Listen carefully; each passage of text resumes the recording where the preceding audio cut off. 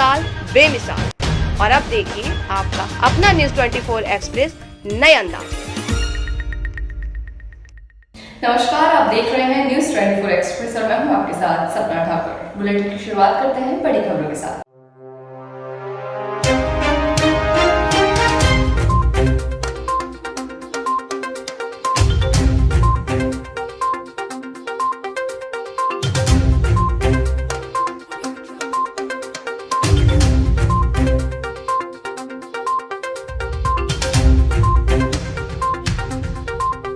जिला कारागार में विमला सोलंकी ने निरुद्ध गरीबों और बुजुर्ग बंदियों को कम्बल वितरण किया। खबर बुलंदशहर से है, जहां स्थानीय विधायक विमला सिंह सोलंकी द्वारा कारागार आमे निरुद्ध गरीब और बुजुर्ग बंदियों को कम्बल वितरित किए गए। उनके द्वारा कारागार में निरुद्ध महिला बंदियों को भी कम्बल वितरित किए गए। साथ ही महिला बंदियों के साथ रह रहे बच्चों को चॉकलेट, बिस्किट, चिप्स और कुरकुरे भी बांटे गए। बच्चे अपनी पसंद की वस्तुएं पाकर काफी खुश नजर आए। कुछ महिला बंदियों को ट्रैक सूट भी भेंट किए गए। विधायक द्वारा कारागार में बंदियों के कल्याणार्थ चलाए जा रहे कार्यों की प्रशंसा की जा रही है। उनके द्वारा ये खुशी प्रकट की कि वर्तमान जेल अधीक्षक मिजाजी लाल के आने के बाद जनता के हर वर्ग द्वारा उनके द्वारा जेल में बंदियों के साथ व्यवहार अच्छे किए जाए और बेहतरीन कार्यों की उनसे सराहना भी की। जिला कारागार में निरुद्ध गरीब और बुजुर्ग बंदियों को स्थानीय विधायक माननीय श्रीमती विमला सिंह सोलंकी द्वारा 200 नग ऊनी कंबल व ट्रैक सूट वितरित किए गए। साथ ही साथ उनके द्वारा कारागार में निरुद्ध महिला बंदियों के साथ रह रहे बच्चों को उनकी पसंदीदा चॉकलेट, बिस्कुट, चिप्स, कुरकुरे आदि वस्तुएं प्रदान की, जिन्हें पाकर बंदी और बच्चे बहुत खुश नज़र आए। हम माननीय विधायक श्रीमती विमला सिंह सोलंकी के कारागार को किए गए सहयोग के लिए आभारी हैं। खबर दाहोद से है, जहां आए दिन चोरियों के मामले बढ़ते जा रहे हैं। वहीं अभी हाल फिलहाल का एक मामला है जहां पे एक कार की चोरी हुई और पुलिस अभी तक बेफिक्र होकर सो रही है। दाहोद शहर और आसपास के रिहायशी इलाकों में लगातार चोरी की वारदातें बढ़ रही हैं। हाल ही में दाहोद के एक शोरूम में चोरी की घटना सामने आई थी। उसके बाद भी चोरों की चोरी करने की क्षमता बढ़ती जा रही है। बात करें तो दाहोद शहर के गोधरा रोड आराधना सोसाइटी के बाहरी खड़ी टवेरा गाड़ी के पीछे के दोनों पहियों की चोरी बड़ी ही सफाई के साथ की गई। यहाँ के ये कहा जा सकता है कि चोर सतर्क है। घटना के अंजाम देने के बाद पुलिस बेफिक्र तो वहीं दाहोद के जेकोट गांव में मोती भाई मेरू भाई वंजारा ने क्रूजर गाड़ी रात में दरमियान अपने घर के पिछले हिस्से में पार्क करके सो गए थे। उसके बाद ही उनकी पत्नी ने देखा तो गाड़ी चोरी हो चुकी थी। आसपास के इलाकों में जांच पड़ताल की गई है, लेकिन गाड़ी कोई भी नहीं पता लगाने में पुलिस अभी तक असमर्थ दिखाई दे रही है। गाड़ी टावेरा है और इसमें रात में कोई अज्ञात चोर 14-15 तारीख की रात को दोनों पहिया पीछे के खोल लेते हैं और पुलिस से रिक्वेस्ट है कि रात में गश्त बढ़ाई जाए और ध्यान रखा जाए। और ऐसे कई वारदातें यहाँ हो चुकी हैं। आपका नाम? जिलेदार सिंह ठाकुर। कोलसिया उदयपुर वाटी ब्लॉक में BCMO ने डिफेंस के बच्चों को मेडिकल की जानकारी दी। कोलसिया में उदयपुर वाटी ब्लॉक के BCMO डॉक्टर मुकेश कुमार भूपेश ने देव डिफेंस एकेडमी गूढ़ा के बच्चों को मेडिकल संबंधित जानकारी दी। देव डिफेंस के संस्थापक राकेश देवठिया और बॉडीगार्ड कुलदीप खेदड़ के नेतृत्व में अपनी डिफेंस के लड़कों और लड़कियों को उदयपुर वाटी CHC में ले जाया गया। वहां पर BCMO और मेडिकल टीम द्वारा सभी बच्चों का मेडिकल किया गया। मैं ये पूछना चाह रही हूँ मैम आपसे कि आज के युग के अंदर हमें सेल्फ डिफेंस की आवश्यकता क्यों है हर इंसान को? सेल्फ डिफेंस फीमेल्स के लिए, जेंट्स हो, फीमेल्स हो, महिला हो, लड़की हो, सबके लिए बहुत ज़्यादा ज़रूरी है, क्योंकि आज का माहौल ही ऐसा है कि अपने लड़कियों को और महिलाओं को काम के लिए, कुछ सीखने के लिए, शिक्षा के लिए, जॉब के लिए, हर काम के लिए बाहर जाना ही पड़ता है। और उसमें अपने असुरक्षा की भावना मन में हो और कोई डर की वजह से अपने कोई काम करें ना कर पाए, ये चीज़ सही नहीं है। इसको मतलब इसके लिए सेल्फ डिफेंस ट्रेनिंग आनी चाहिए, जरूरी है, ताकि मतलब असुरक्षा की भावना ना हो, सुरक्षा के साथ में वो हर कार्य कर सके, कोई काम में पीछे नहीं रहे वो।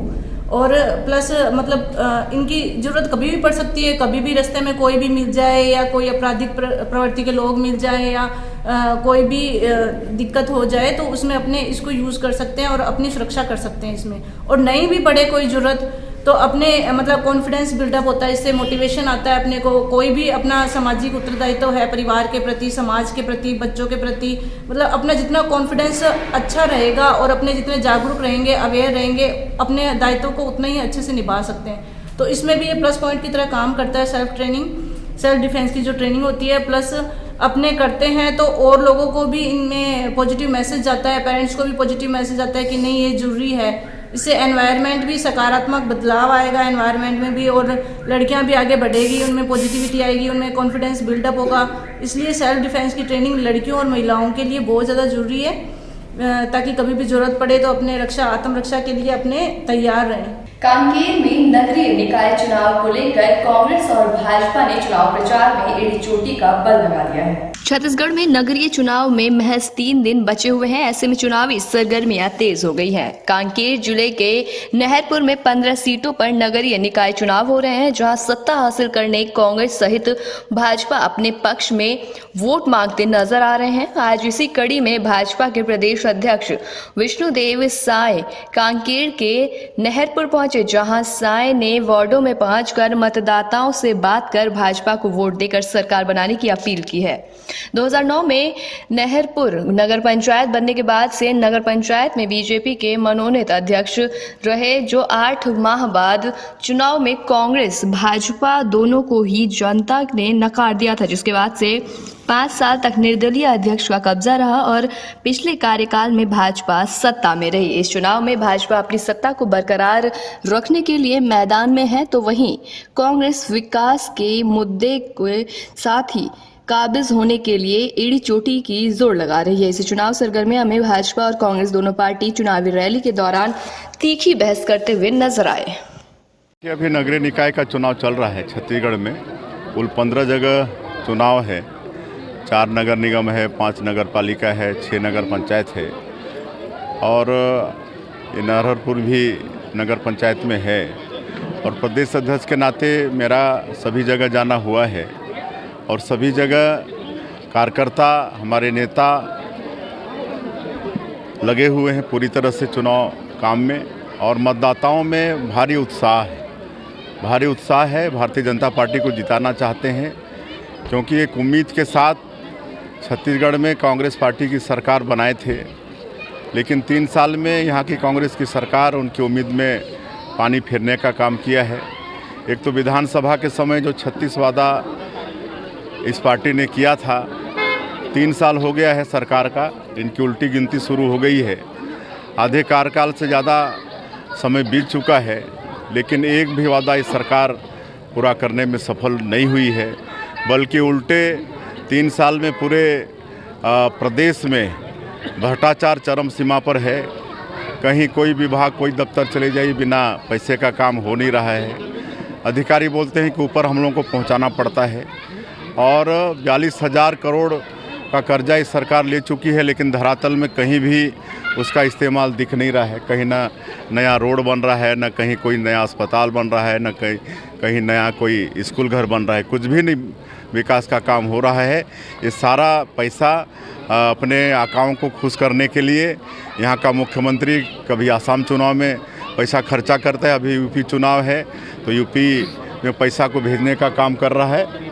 और ये जनता 3 साल में इस बात को समझ चुकी है और नगरीय निकाय चुनाव में कांग्रेस पार्टी को मजा चखाना चाहती है और 2023 में तो निश्चित रूप से इस पार्टी का सुपड़ा साफ होने वाला है। सर, आपने कहा कि नगरीय निकाय चुनाव किस तरह की होगी, किन मुद्दों को लेकर आप 2023 में? भारतीय जनता पार्टी के पास विकास का मुद्दा है और आप देखेंगे कि जहाँ जहाँ भी भारतीय जनता पार्टी की सरकार रहती है, गाँव, गरीब, किसान, मजदूर सबका विकास होता है और हमेशा जनता के सुख दुख में पार्टी और पार्टी के नेता कार्यकर्ता खड़े रहते हैं। कोरोना महामारी से दुनिया जूझ रहा है, दुनिया की एकमात्र राजनीतिक पार्टी है भारतीय जनता पार्टी, और उसके कार्यकर्ता जो भारत देश में ऐसे संकट के समय में भी गरीबों के साथ में, ज़रूरतमंदों के साथ में और पीड़ितों के साथ में खड़े रहे, उनका हर तरह से मदद किए। सैनिटाइज़र का वितरण, मास्क का वितरण, भोजन का पका के देने का काम, सूखा पैकेट देने का काम। रुकते हैं एक छोटे से ब्रेक के लिए।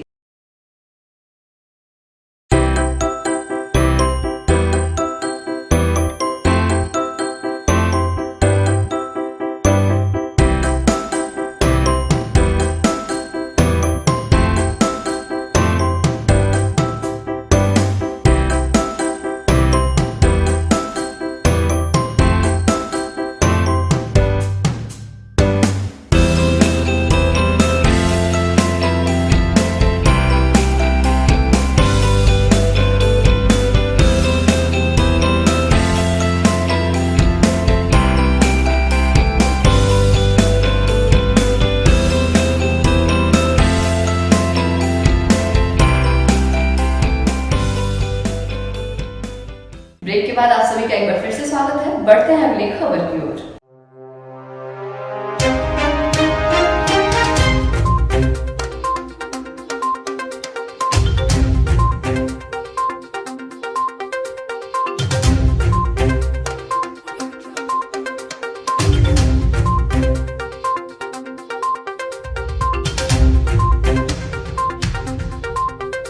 रुड़की विधानसभा में चंद्रशेखर आजाद की रैली में भारी जन सैलाब को देखते हुए विपक्ष में खलबली मच गई है। रुड़की विधानसभा से चंद्रशेखर आजाद की रैली में भारी जन सैलाब ने विपक्षी दलों में खलबली मचा दी है। वहीं मंच से 3 प्रत्याशियों की घोषणा भी हुई है। वहीं आजाद समाज पार्टी के रुड़की उम्मीदवार गुलबहार अली ने कहा कि रुड़की शिक्षा नगरी अनेकों मुद्दों से विहीन है, जिन्हें उनके विधायक बनने के बाद पूरा किया जाएगा। शिक्षा व्यवस्था, बेरोजगारी के साथ जलभराव की समस्याओं से रुड़की की जनता काफी त्रस्त है। वहीं उन्होंने कहा कि अब यह चुनाव जातिवाद से हटकर लड़ा जाएगा और समस्त वर्ग के लोगों को लेकर साथ चला जाएगा। उन्होंने विश्वास दिलाया कि इस बार रुड़की की जनता उनके साथ है, क्योंकि वर्तमान विधायक से रुड़की की जनता अब उनसे ऊब चुकी है। एक तो शिक्षा का मुद्दा, एक बेरोजगारी और एक साफ सफाई। जैसे हमारे पास में देवनगरी है, देखने आने वाले पर्यटक को, बाहर से आने वाले लोगों को रुड़की को देख कर ऐसा नहीं लगता कि देवनगरी है। यहाँ से अब बहुत ज़्यादा मतलब गंदगी से बचा रखी है और कोई ध्यान नहीं दिया गया। सरकार किसी तरह का कोई ध्यान नहीं, ना शिक्षा पर ध्यान है, न स्वास्थ्य पर ध्यान है लोगों के, न हॉस्पिटल मेंटेन। यहाँ कोई चीज़ अब तक जो है ना कोई मेंटेन नहीं है, कोई ध्यान नहीं दिया गया। किन मुद्दों पे चुनाव लड़ने वाले हैं? क्या जातिवाद? हमारा मेन मुद्दा शिक्षा और बेरोजगारी। जातिवाद को खत्म करेंगे? जातिवाद को ख़त्म करेंगे। हम लोगों के उस सबको साथ में लेकर चलेंगे। इस टाइम जो हमारी रुड़की, हमारा देश जातिवाद में पूरा प्रभावित हो चुका है। हम लोग एकता का मिशन लेकर चले हैं, हम एक बनाएंगे, सब जातियों को एक जान दें। वही बात की जाए तो क्या है, जनता को चंद्रशेखर भाई से बहुत ज़्यादा उम्मीदें हैं। एकता मिशन वो लेकर चले हैं, जातिवाद खत्म करने का उन्होंने बेड़ा उठाया है। जनता चाहती है कि इस देश में सब मिलकर रहे, हिंदू, मुस्लिम, सिख, ईसाई आपस में है भाई भाई। महाराष्ट्र उपाध्यक्ष अतुल वानदिले ने अपने जन्मदिन के अवसर पर 5 विकलांगों को 3 चक्की रिक्शा वितरण किया। नवनिर्माण सेना के महाराष्ट्र उपाध्यक्ष अतुल वानदिले इनके जन्मदिन के मौके पर हिंगन घाट तहसील में 5 विकलांगों को 3 चक्की रिक्शा वितरण किया गया। ऐसे शहर के विकलांगों में एक खुशी की लहर है। अतुल वानदिले अपने सामाजिक कार्य के वजह से पूरे वर्धा जिले में पहचाने जाते हैं। आने वाले 2024 के विधानसभा चुनावों में लोगों का भरपूर सहयोग मिलने की भी आशंका जताई है।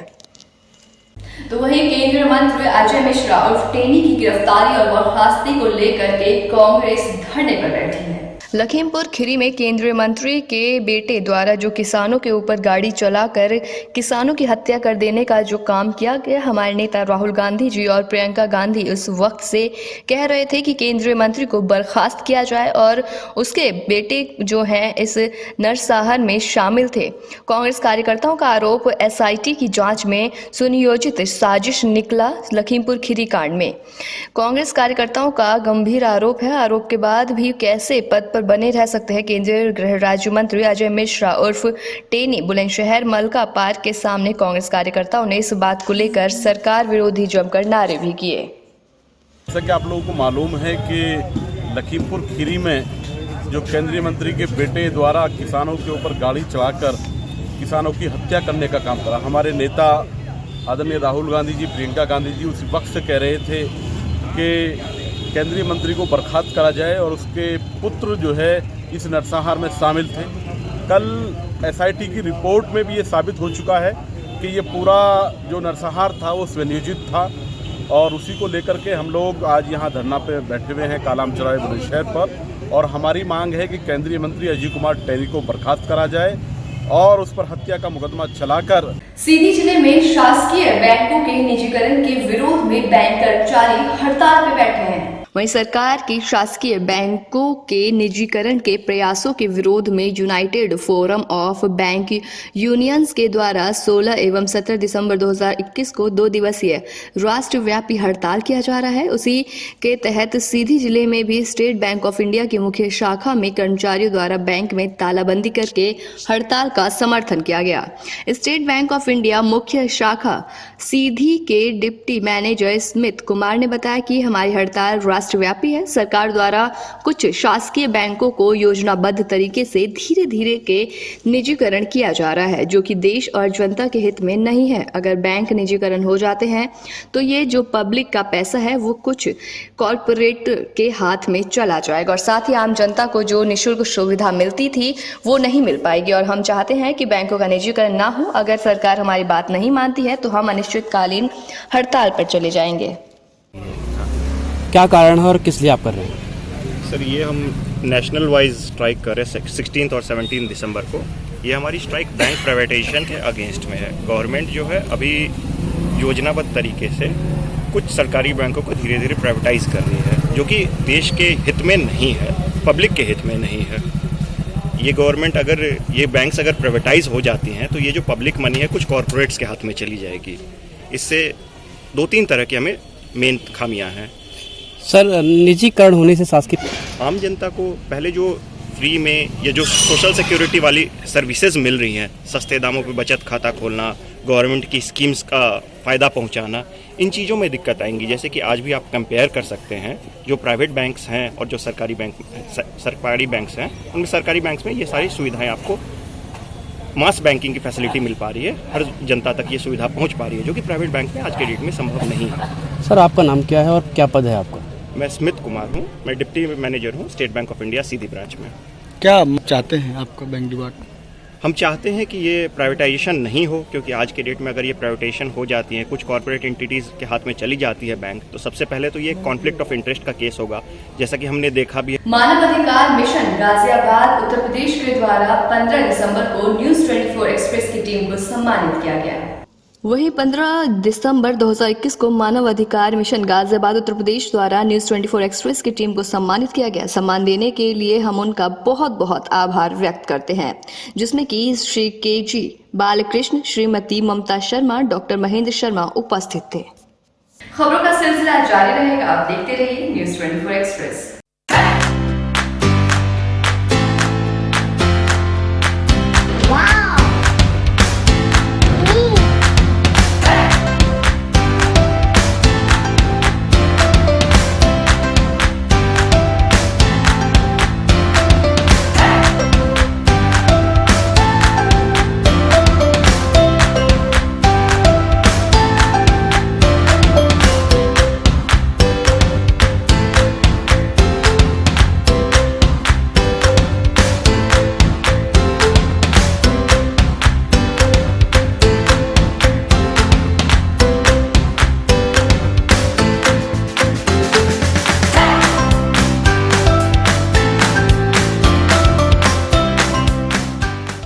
एक्सप्रेस के 2 साल बेमिसाल। और अब देखिए आपका अपना न्यूज़ 24 एक्सप्रेस नए अंदाज।